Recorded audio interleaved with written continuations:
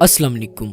हमारे जिस्म का मेन ऑर्गन यानी कि हार्ट हमारी पूरी बॉडी में ब्लड सप्लाई करता है और हमारी बॉडी की फंक्शनिंग में बहुत अहमियत का हामिल है। मसल से बना हुआ ये ऑर्गन यानी कि हार्ट बहुत सी कोरोनरी आर्टरीज पर मुश्तमिल होता है। कोरोनरी आर्टरीज उन आर्टरीज को कहते हैं जो हमारे हार्ट के मसल्स को ब्लड सप्लाई करती हैं।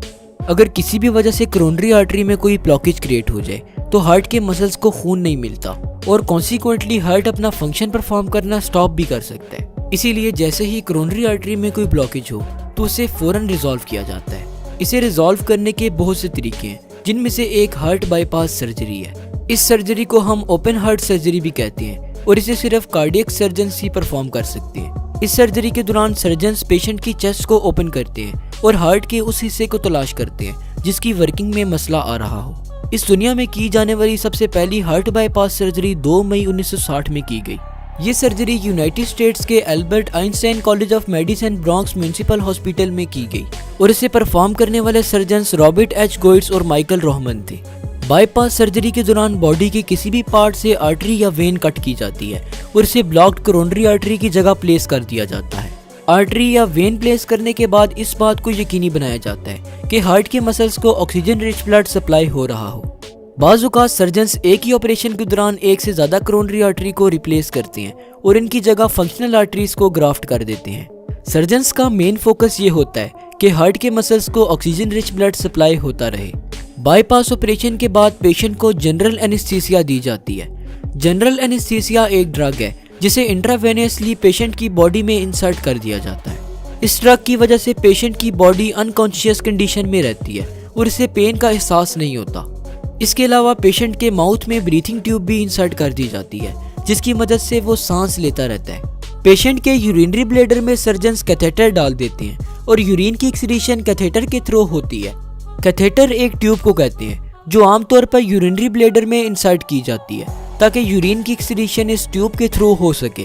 कोरोनरी आर्टरी बाईपास सर्जरी का प्रोसेस आमतौर पर सर्जन्स 3 से 6 घंटों में मुकम्मल करते हैं। इस प्रोसेस के दौरान सर्जन्स पेशेंट की ब्रेस्ट बोन के ऊपर प्रेजेंट स्किन में एक कट लगाते हैं। कट लगाने के बाद सर्जन्स रिब केज को खोलते हैं ताकि हार्ट को ऑपरेट कर सके।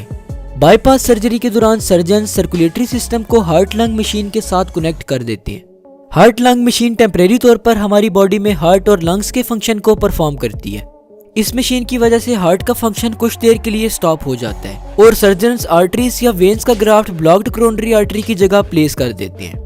ग्राफ्ट के तौर पर जो आर्टरीज यूज की जाती हैं उनमें चेस्ट में प्रेजेंट थोरैसिक आर्टरी और लेग में प्रेजेंट स्फेनस वेन शामिल हैं। सर्जन्स इन ग्राफ्ट आर्टरीज या वेन्स को ब्लॉक्ड कोरोनरी आर्टरी की जगह सीव कर देते हैं। ग्राफ्ट आर्टरी को सिक्योरली प्लेस करने के बाद सर्जन्स हार्ट को इलेक्ट्रिकल सिग्नल प्रोवाइड करते हैं ताकि हार्ट बीट को रिस्टोर किया जा सके। इसके अलावा सर्जन्स हार्ट के साथ आर्टिफिशियल पेस मेकर भी कनेक्ट कर देते हैं ताकि हार्ट की इलेक्ट्रिकल एक्टिविटी नॉर्मल तरीके से परफॉर्म हो सके। ऑपरेशन कंप्लीट हो जाने के बाद हार्ट लंग मशीन और आर्टिफिशियल पेसमेकर को डिस्कनेक्ट कर दिया जाता है। सर्जन्स रिब केज को क्लोज करते हैं और साथ ही स्किन में लगाए गए कट को भी सीव कर देते हैं। सर्जरी के फौरन बाद पेशेंट को इंटेंसिव केयर यूनिट यानी कि आईसीयू में शिफ्ट कर दिया जाता है। सर्जरी के बाद कुछ वीक्स तक हार्ट की एक्टिविटी को प्रॉपरली मॉनिटर किया जाता है ताकि अगर किसी भी किस्म का डिफॉल्ट आए तो इसे फौरन से ही डिटेक्ट कर लिया जाए। जब पेशेंट अपने तौर पर सांस लेने के काबिल हो जाए तो इसके माउथ से ब्रीथिंग ट्यूब को हटा दिया जाता है और ब्रीथिंग ट्यूब की जगह ऑक्सीजन मास्क लगा दिया जाता है। कैथेटर जिसे ऑपरेशन से पहले यूरिनरी ब्लैडर में लगाया गया था उसे भी ऑपरेशन के 3 से 4 दिन बाद निकाल दिया जाता है। अब हम कुछ ऐसी कॉम्प्लिकेशंस को डिस्कस करेंगे जो ओपन हार्ट सर्जरी को सक्सेसफुल होने से रोकती हैं। डॉक्टर्स अगर इनमें से किसी भी कॉम्प्लिकेशंस को डायग्नोज कर ले तो वो पेशेंट की ओपन हार्ट सर्जरी को करस्पॉन्ड कर देते हैं। इन कॉम्प्लिकेशंस में डायबिटीज, एम्फाइसेमा और किडनी डिजीजेस शामिल हैं। डायबिटीज को आम जुबान में शुगर की बीमारी कहते हैं जबकि एम्फाइसेमा एक लंग डिजीज है। ओपन हार्ट सर्जरी के बाद पेशेंट को जिन चीज़ों का रिस्क होता है उनमें bleeding, blood clot, chest pain, infection, heart attack और किडनी फेलियर वगैरह शामिल है। ओपन हार्ट सर्जरी से पहले जिन टेस्ट को किया जाता है उनमें blood test, chest x-ray, electrocardiograph और एंजियोग्राम वगैरह शामिल हैं। ओपन हार्ट सर्जरी के बाद पेशेंट को जो मेडिसिन प्रिस्क्राइब की जाती हैं उनमें एस्पिरिन, बीटा ब्लॉकर्स, नाइट्रेट्स और एसीई इनहिबिटर वगैरह शामिल हैं। एस्पिरिन ड्रग ब्लड क्लॉटिंग को प्रिवेंट करती है।